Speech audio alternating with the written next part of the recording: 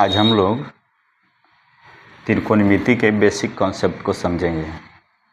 यानी त्रिकोणमिति में हमें बेसिक जानकारी क्या रखना है उसके बारे में हम आज समझेंगे। त्रिकोणमिति जो है मूल रूप से समकोण त्रिभुज का अध्ययन करना है। यानी त्रिकोणमिति में हमको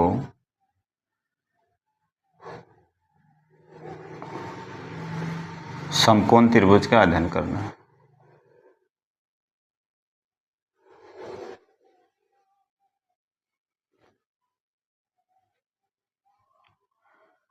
समकोण त्रिभुज में एक कोण 90 डिग्री का होगा, ये कोण 90 डिग्री हो गया, ये 90 डिग्री का सिंबल है। अब हम इसका नाम कुछ ले लेते हैं, ए बी सी। अब इसमें 3 कोण है, 3 भुजा है, तो हमें भुजा और कोण का अध्ययन इसमें करना है। अब इस 3 भुजा को देखेंगे हम, तो एक भुजा ए बी है, दूसरा बी सी है और तीसरा सी है। अब इन तीनों भुजाओं से हमें अनुपात बनाना है। तीनों भुजाओं से अनुपात बनाना है। अगर इसको हम बेस मान ले, आधार मान ले, और इस कोण को हम थीटा मान ले, इस कोण को थीटा मान ले, तो जब हम यहाँ से अवलोकन करेंगे तो ये बेस हो गया। तो बेस को हम लोग क्या है, आधार कहते हैं, और इसको 20 से सूचित करते हैं।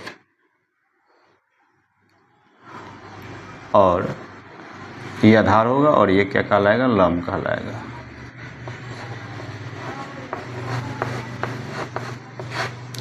इसको क्या चीज़ से सूचित करते हैं, स्मॉल पी से सूचित करते हैं।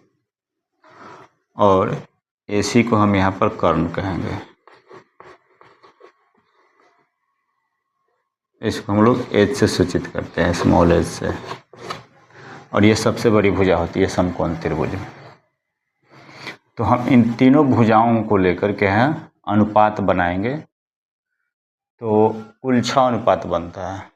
आप देखेंगे कौन कौन अनुपात बनेगा। जैसे यहाँ पर देखेंगे लंब बटा कर्ण, लंब बटा कर्ण, एक ये अनुपात हो गया, लंब बटा कर्ण।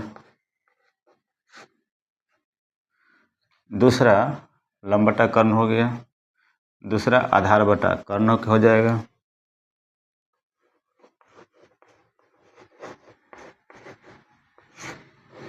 आधार बटा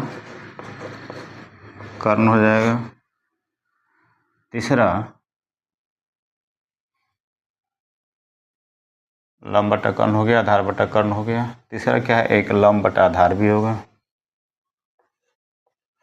तीसरा लंब बटा आधार,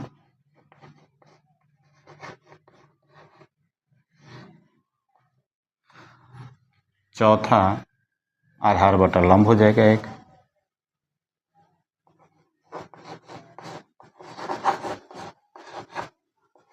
आधार बटा लंब।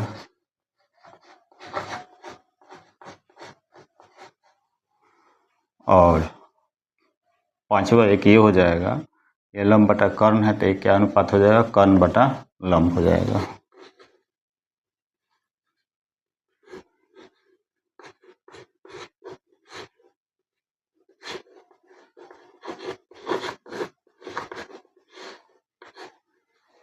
छठा क्या बन जाएगा, एक आधार बटा कर्ण है तो कर्ण बटा आधार बन जाएगा, कर्ण बटा आधार।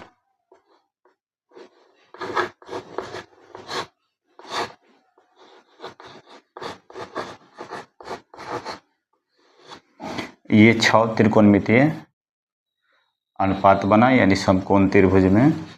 अब ये जो अनुपात बना समकोण त्रिभुज में, तो लंब बटा कर्ण को हम लोग क्या है साइन से सूचित करते हैं। लंब बटा कर्ण क्या कहलाता है? साइन कहलाता है। साइन कोण क्या हो गया यहाँ पर? थीटा हो गया, यानी साइन थीटा बराबर क्या हो गया? लंब बटा कर्ण हो गया। आधार बटा कर्ण, आधार बटा कर्ण जो बना उसको क्या है? कॉस कहा जाता है। Cos theta. उसके बाद लंब बटा आधार, लंब बटा आधार को क्या है? टेन कहा जाता है। Tan theta. उसके बाद आधार बटा लंब को कॉट थीटा, यानी कॉट थीटा बराबर आधार बटा लंब। कर्ण बटा लंब को, कर्ण बटा लंब ये हो गया लंब बटा कर्ण, तो कर्ण बटा लंब हो गया कोसेक थीटा। कोसेक थीटा बराबर, इधर लिख देते हैं इसको,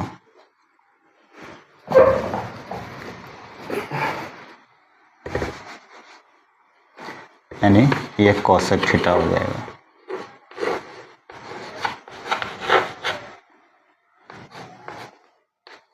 कर्ण बटा आधार सेक थीटा हो जाएगा।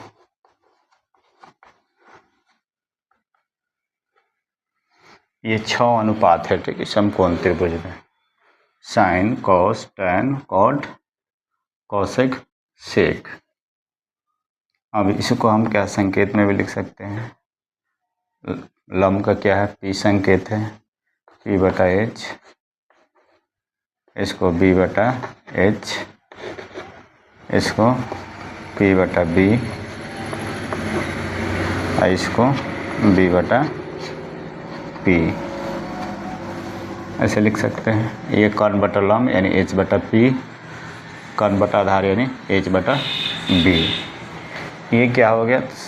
त्रिकोणमिति में ये त्रिकोणमितीय अनुपात कहलाता है। ये 6 त्रिकोणमितीय अनुपात हो गया, इसको जानना बहुत जरूरी है। अब समकोण त्रिभुज में लंब, आधार और कर्ण में क्या संबंध होता है, इसको क्या है हमको जानना जरूरी है। तो इन तीनों भुजाओं में लंब, आधार और कर्ण में ये संबंध होता है कि कर्ण का स्क्वायर, कर्ण का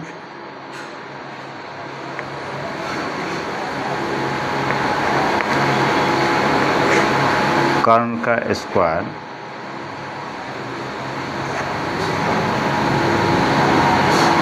कर्ण का स्क्वायर बराबर होता है लंब का स्क्वायर प्लस आधार के स्क्वायर के बराबर, यानी लंब का स्क्वायर प्लस आधार का स्क्वायर प्लस आधार का स्क्वायर, एच स्क्वायर बराबर पी स्क्वायर बी स्क्वायर। ये लंब, आधार और कर्ण में ये संबंध हो गया। इसी को हम लोग एच स्क्वायर बराबर P square plus B square को हम लोग क्या कहते हैं? पाइथागोरस प्रमेय कहते हैं। इसको हम लोग पाइथागोरस प्रमेय कहते हैं।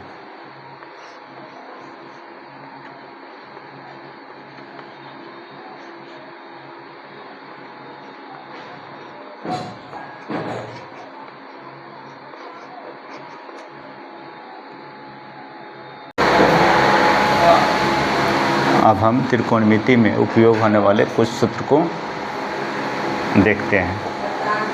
पहला सूत्र क्या है, ध्यान में क्या रखना है?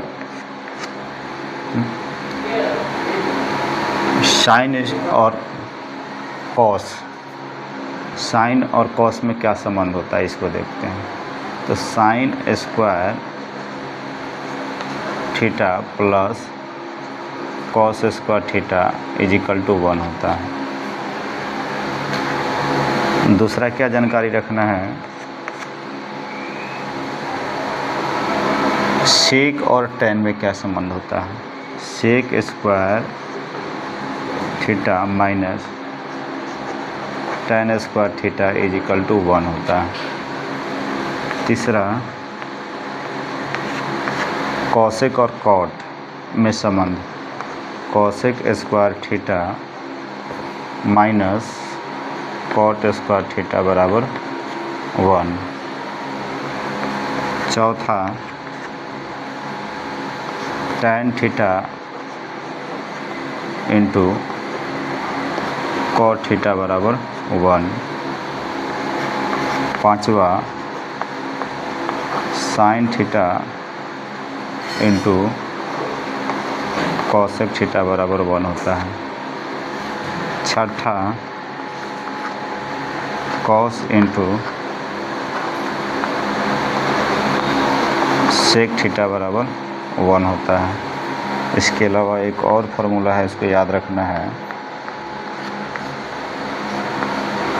tan थीटा बराबर साइन थीटा बटा कॉस थीटा। आठवां एक कॉट थीटा बराबर कॉस थीटा बटा साइन थीटा।